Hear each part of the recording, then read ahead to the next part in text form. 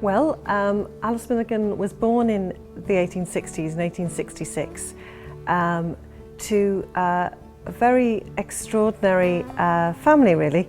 I think she had 13 siblings. Milligan studied and performed extraordinarily well right across the range of subjects, so not just in art and history, but also in sciences and mathematics, and in languages.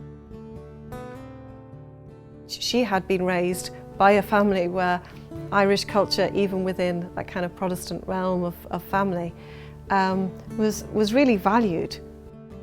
Certainly, Omagh was absolutely terrifically important to her, and she writes about her childhood. She writes about those her childhood with enormous affection.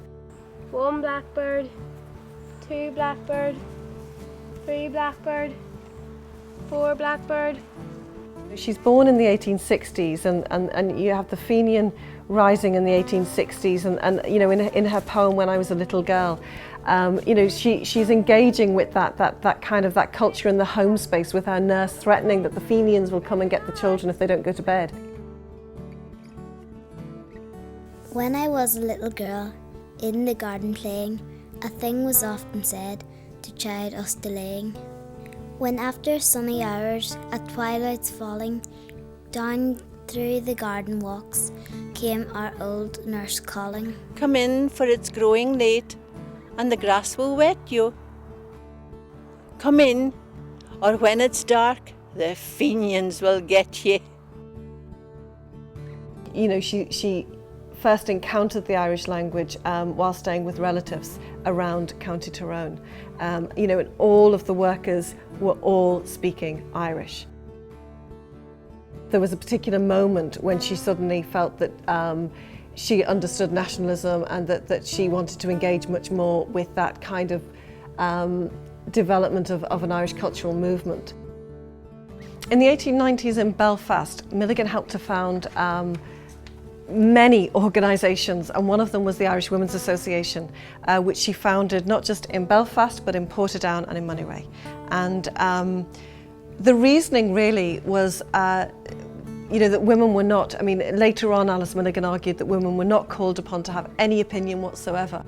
I think that she thought in the early days that islands, that women's rights could only be won after Ireland's rights were won. I think that she thought to break it up into these different senses of democracy was very complex.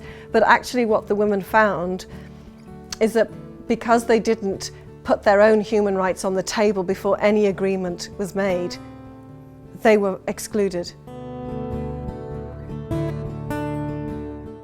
Certainly for me, when Thomas MacDonagh said that Alice Milligan was one of the most important figures of his generation.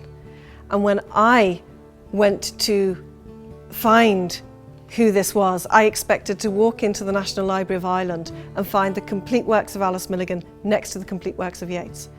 I found very little.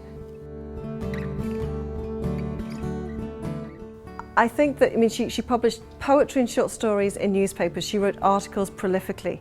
But I think theatre for her was actually to do with the live embodiment, and to do with real connection and transformation, which is why I think that she dedicated so much time to it.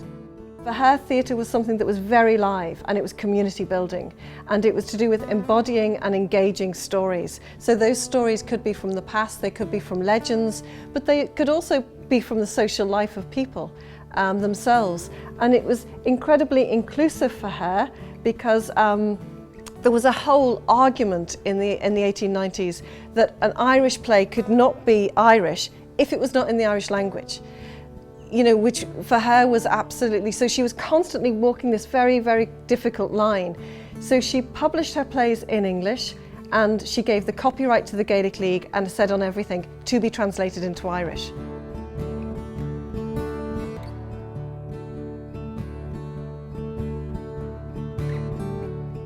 Do you remember how, before dawn, we were awakened by pealing notes, by sudden outcry as of Titan voices, shrill, prolonged, shrieking together?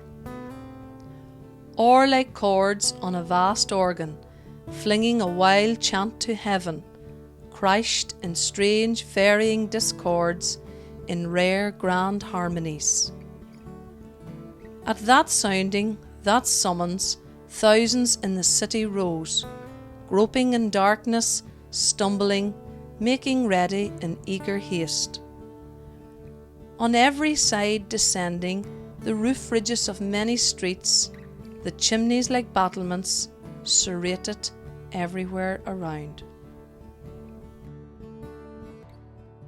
In 1916, after the Easter Rising, she travels to England, where she visits political prisoners. One of her close friends was Roger Casement, and she attended the trial of Roger Casement and campaigned for him. And I think that one of the most important things that she does, and it's something that Ben Kiley really communicates in a very beautiful poem that he wrote about Alice Milligan when he visited her in the late 1930s, is that she becomes an arbiter of memory. So just after Casement's execution, she writes an obituary about him in which she remembers and communicates all of the cultural work that they did together across Ireland, and in particular in the north. So trying to set up and fundraise for Irish language schools and societies, the different theatre work that they engaged in, which is a hidden, I mean, when you think about Roger Casement's international human rights work, his work with Milligan gives a different accent for that, really. After partition, she returns, and the place that she returns to and makes her home is the place in which she was born. In her letters, she writes very articulately for those last 3 decades of her life, largely through private letters to friends, where she expresses a desire to actually go back to the place where she was born, to build a house where she was born.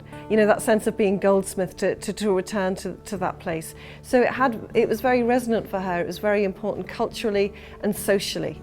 And of course, she had witnessed this extraordinary transformation in County Tyrone from the 1860s, you know, when there would have been carts and horses, all the way through to a place where, you know, she was in a country that was divided.